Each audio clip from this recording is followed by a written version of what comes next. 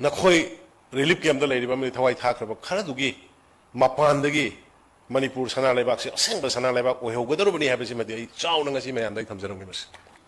relief camp दा अवाब खांगिबा अदुगा थवाइना phone थापीख्रब खरसिना मरम ओरकांदा मणिपुर दा अचौबा अहोंगबा तुंगी मिरोल अमनि ngasiगी मिरोल दा तंगदु लेताना लेहौगदबा सममना कन्फ्यूजन दा लेगदबा नतब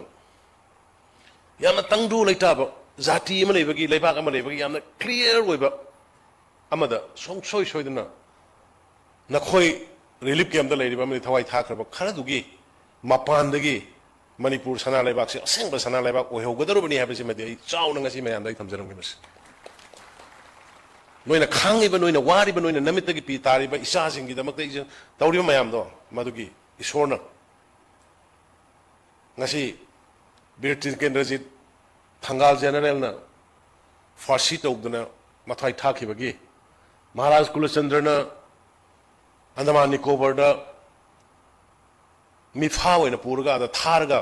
जेल दा लेरिबगा जेल दगी थादोअबा फावबदा आई मणिपुर दि हलरोय ब्रिटिश के मखा दा प्रजाना लेरगा आई करिगी आईगी लेबाक तुजा करमाइना हल्लुगदगे हैना द्वारिका दा चलकांदा कनो दा खगी नवदीप ता चलकांदा मपुनसी लोइखिबा दुगुंबा लेबाक तुगी अदुगुंबा लुसिंगबसिंग दुगी मसा मसुने खै अनु ngasi रिलीफ कैम्प दा लेबिरिबसे वखल पिक्चर बिगनो